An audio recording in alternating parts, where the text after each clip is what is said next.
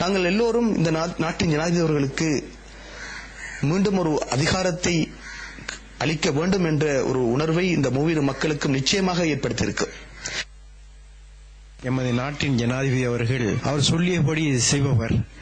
அவர் தேர்தல் காலங்களிலே இந்த நாட்டை நான் பாதுகாப்பேன், இந்த நாட்டை ஒரு ஐக்கிய நாடாக மாற்றுவேன் என்று சொல்லியிருந்தால், அதுபோன்று தற்போது நாடு ஒற்றை ஆட்சியின் கீழ் இன்று சந்தோஷமாக சமாதானமாக இருக்கின்றது.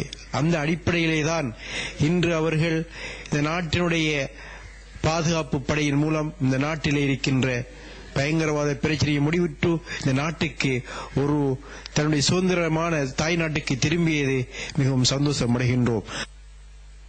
யுத்தசூனிய பிரதேசத்தில் பயங்கரவாதிகளிடம் சிக்குண்டிருந்த அனைத்து மக்களும் மீட்டெடுக்கப்பட்டுவிட்டனர். திட்டமிட்டபடி நடவடிக்கைகள் மூலம் பொதுமக்கள் அனைவரையும் மீட்டெடுக்க பாதுகாப்பு படையினரால் முடிந்ததாக ராணுவ பேச்சாளர் பிரிகேடியர் உதய நாணயக்கார தெரிவித்துள்ளார். வீரமிக்க படையினர் எல்டிடி பயங்கரவாதிகளின் பிடியிலிருந்து அனைத்து மக்களையும் மீட்டெடுத்துள்ளனர். முள்ளிவாய்க்கால் பகுதியில் உள்ள கூடாரங்களில் தங்கியிருந்த மக்கள் மீட்டெடுக்கப்பட்டுள்ளனர். அங்கிருந்த தற்காலிக கூடாரங்களை சோதனையிட்டதன் பின்னர் அங்கிருந்த அனைத்து பொதுமக்களும் மீட்டெடுக்கப்பட்டு முல்லைத்தீவு பகுதிக்கு அனுப்பி வைக்கப்பட்டனர். கடந்த 72 மணித்தியாலங்களில் 50,000க்கும் கூடுதலான மக்களை படையினர் மீட்டெடுத்துள்ளனர். மீட்டெடுக்கப்பட்டவர்களுக்கு தேவையான உணவு, குடிநீர் ஆகியவற்றை படையினர் வழங்கி வருகின்றனர். மருத்துவ வசதிகளை செய்து கொடுப்பதற்கும் நோய்வாய்ப்பட்டவர்களுக்கு சிகிச்சை அளிப்பதற்கும் நடவடிக்கைகள் மேற்கொள்ளப்பட்டுள்ளன. நோய்வாய்ப்பட்டவர்கள் வைத்தியசாலைகளில் அனுமதிக்கப்பட்டுள்ளனர். மேலதிக சிகிச்சை தேவைப்படுவோர் விமானம் மூலம் அனுராதபுரம் வைத்தியசாலைக்கு அனுப்பி வைக்க நடவடிக்கை எடுக்கப்பட்டுள்ளது. வருகை தந்த மக்கள் நலன்புரி கிராமங்களுக்கு அனுப்பி வைக்கப்பட்டுள்ளனர்.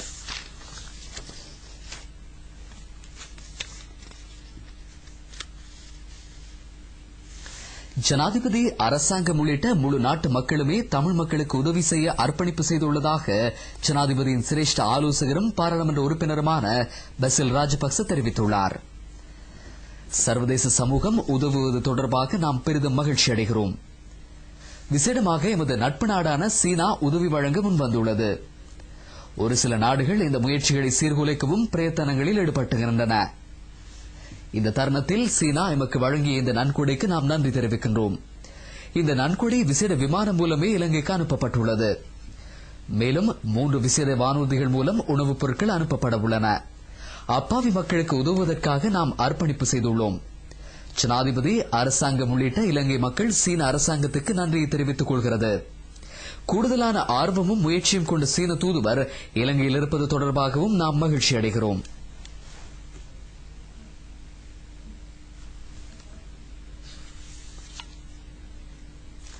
வடபுல தமிழ் மக்களுக்காக சீன அரசாங்கத்தினால் வழங்கப்பட்ட கூடாரங்களை பொறுப்பேற்கும் நிகழ்விலேயே ஜனாதிபதியின் சிரேஷ்ட ஆலோசகரும் பாராளுமன்ற உறுப்பினருமான பசில் ராஜபக்ச இவ்வாறு கூறினார். சுமார் 6,300 கூடாரங்கள் இவ்வாறு வழங்கப்பட்டன. இலங்கைக்கான சீன தூதுவர் யான் சியூபிங் இதனை பாராளுமன்ற உறுப்பினர் பசில் ராஜபக்சவிடம் கட்டுநாயக்க சர்வதேச விமான நிலையத்தில் வைத்து இன்று கையளித்தார். இது தொடர்பான உடன்படிக்கை ஒன்றும் கைச்சாத்திடப்பட்டது. சீன அரசாங்கம் தொடர்ந்தும் இலங்கைக்கு உதவி எதிர்பார்த்துள்ளதாகவும் சீன தூதுவர் கூறினார்.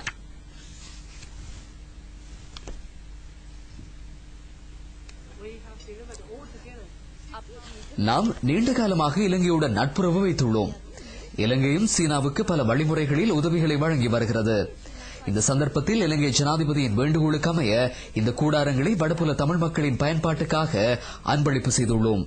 இது ஒரு பாரிய நன்கொடையாக இருக்காத பட்சத்திலும் இலங்கை மக்கள் தொடர்பாக சீன மக்கள் கொண்டுள்ள நட்பை இது உறுதிப்படுத்துகின்றது.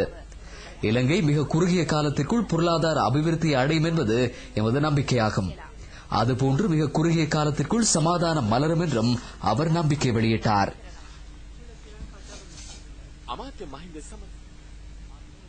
இந்நிகழ்வில் அமைச்சர் மஹிந்த சமரசிங்க, பாராளுமன்ற உறுப்பினர் விமல் வீரவங்ச, அத்தியாவசிய சேவைகள் ஆணையாளர் நாயகம் எஸ்.பி. திவாரத்ன, சுயாதீன தொலைக்காட்சி சேவை மற்றும் லக்கண்ட வானொலியின் தலைவர் அனுர ஸ்ரீவர்தன, விமான நிலைய தலைவர் கர்னல் பிரசன்ன விக்ரமசூரிய ஆகியோரும் கலந்து கொண்டனர். ஆசிய அபிவிருத்தி வங்கியின் உதவியுடன் நக்டப் திட்டத்தின் கீழ் காரைதீவு பிரதேசத்தில் 51 அபிவிருத்தி திட்டங்கள் 61.2 மில்லியன் ரூபாய் செலவில் மேற்கொள்ளப்பட்டு வருகின்றன. இவ்வபிவிருத்தி திட்டங்களை நேரடியாக பார்வையிட்டு மக்களின் கருத்துக்களை அறிந்து கொள்ளும் நோக்கில் காரைதீவு பிரதேசத்துக்கு ஆசிய அபிவிருத்தி வங்கியின் நெட்டப் திட்ட இலங்கைக்கான திட்ட பணிப்பாளர் ஏ சல்கோதா விஜயம் செய்தார். காரைதீவு கண்ணகி சனசமூக நிலையத்தில் நெக்டப் திட்ட மாவட்ட பிரதி பணிப்பாளர் ஐஎல் தௌஃபிக் தலைமையில் நடைபெற்ற அபிவிருத்தி திட்ட முன்னேற்ற மீளாய்வு கூட்டத்தில் எதிர்கால அபிவிருத்தி திட்டங்கள் தொடர்பாகவும் ஆராயப்பட்டது. தோட்ட உட்கட்டமைப்பு அமைச்சினால் சகல தோட்ட பாடசாலைகளுக்கும் தேவையான பௌதிக வளங்கள் பெற்றுக் கொடுக்கப்பட்டுள்ளதாக தோட்ட உட்கட்டமைப்பு அமைச்சின் பிரத்யேக செயலாளர் வி சந்தகுமார் தெரிவித்துள்ளார். பண்பில ஆத்தளை தமிழ் வித்தியாலயத்தின் 75வது ஆண்டு நிறைவு விழாவும் சான்றோர் கௌரவிப்பு விழாவும் பாடசாலை அதிபர் கே கோபாலகிருஷ்ணன் தலைமையில் நடைபெற்றது. இதில் பிரதம அதிதியாக கலந்து கொண்டு உரையாற்றும் போதே அமைச்சின் பிரத்யேக செயலாளர் இதனை தெரிவித்தார். தோட்டப்பகுதி பாடசாலைகளில் ஆங்கிலம் கற்பிக்க அமெரிக்காவிலிருந்து ஆசிரியர்கள் வரவழைக்கப்படுவார்கள் என்றும் அவர் தெரிவித்துள்ளார். சான்றோர் கௌரவிப்பில் இலக்கிய புரவர்களான எஸ் முத்தையா, ஐ ஐனுதீன், ராமன், சேகரன், சேமபால உட்பட 16 பிரமுகர்கள் இங்கு கௌரவிக்கப்பட்டனர். அம்பாறை மாவட்டத்தில் பின்தங்கிய கிராமங்களில் உள்ள பாடசாலைகளின் கல்வித்தரம் மற்றும் உட்கட்டமைப்பு வசதிகளை மேம்படுத்தும் கல்வி அமைச்சின் திட்டத்திற்கு ஆதரவு வழங்க IOM நிறுவனம் முன்வந்துள்ளது.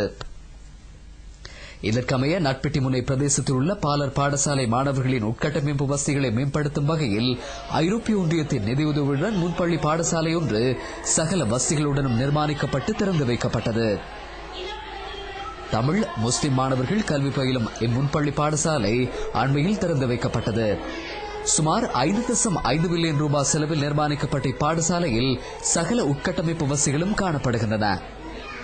IOM திட்ட உத்தியோகத்தர் எம் லாபிர் தலைமையில் நடைபெற்ற நிகழ்வில் கல்முனை பிரதேச தமிழ் பிரிவு பிரதேச செயலாளர் தர்ஷினி பிரசாத் பிரதம அதிதியாக கலந்து கொண்டார்.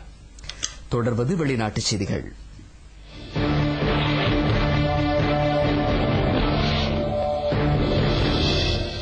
வெளிநாட்டுச் செய்திகள்.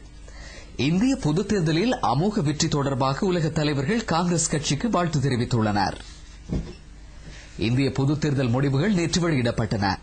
இதன் அடிப்படையில் பெரும்பான்மை ஆசனங்களை ஆளும் காங்கிரஸ் கட்சி பெற்றுள்ளது. அண்மைக்கால வரலாற்றில் காங்கிரஸ் கட்சி ஈட்டிய பெருவெற்றியாக இதனை கருத முடியும். காங்கிரஸ் கட்சியின் தலைவி சோனியா காந்தி கருத்து தெரிவிக்கையில் மக்களின் எதிர்பார்ப்புகளை நிறைவேற்றி இந்தியாவை சுபிட்சத்தின் பால் இட்டுச் செல்வதாக தெரிவித்துள்ளார். இதே நேரம் காங்கிரஸ் கட்சியின் வெற்றி ஒரு வரலாற்று முக்கியத்துவம் வாய்ந்த வெற்றியாகும் என வெள்ளை மாளிகை வெளியிட்டுள்ள வாழ்த்துச் செய்தியில் குறிப்பிடப்பட்டுள்ளது.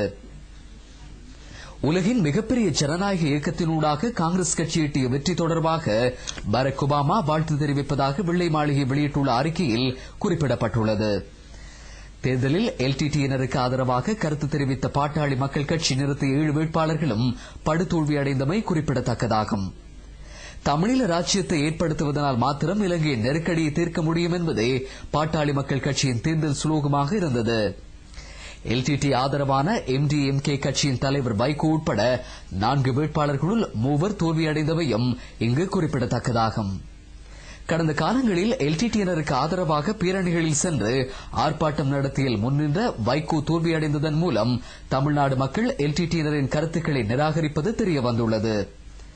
இலங்கைக்கு இந்திய படையை அனுப்புவதாகவும் LTTயினருக்கு ஈழத்தை பெற்றுக் கொடுப்பதாகவும் தனது தேர்தல் சுலோபமாக கொண்ட ஜெயலலிதா ஜெயராமின் அனைத்து இந்திய அண்ணா திராவிட முன்னேற்றக் கழகத்தையும் தமிழ்நாடு மக்கள் நிராகரித்துள்ளனர்.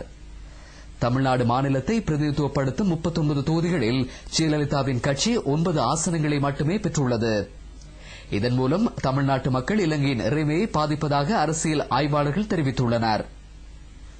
LTTயினரின் தோல்வி மற்றும் இந்தியாவில் LTT ஆதரவாளர்கள் தோல்வியடைந்துள்ளமை ஆகியன ஒரே சந்தர்ப்பத்தில் ஏற்பட்டுள்ளமை இறைவனின் விதியாக அமைந்துள்ளதாகவும் அவர்கள் மேலும் சுட்டிக்காட்டியுள்ளனர். உலகின் கொடிய பயங்கரவாதத்தை ஒழித்து கட்டிய கீர்த்திமிகு தலைவர் தாயக மண்ணை முத்தமிட்டு நாடு திரும்பினார். வேலுப்பிள்ளை பிரபாகரனின் கொடுமையிலிருந்து அனைத்து தமிழ் மக்களும் விடுதலை. ஜனாதிபதி அரசாங்கம் உட்பட அனைத்து இளைஞர்களும் தமிழ் சகோதரர்களுக்கு உதவ அர்ப்பணிப்புடன் இருப்பதாக பெசில் ராஜபக்ச தெரிவிப்பு. இந்திய பொதுத் தேர்தலில் LTT சார்பான கட்சிகளுக்கு படுதோல்வி. இத்துடன் எமது செய்தி அறிக்கை நிறைவு பெறுகின்றது. எமது அடுத்த செய்தி அறிக்கை வழமை போல் நாளை மாலை 6 மணிக்கு இடம்பெறும். வணக்கம்.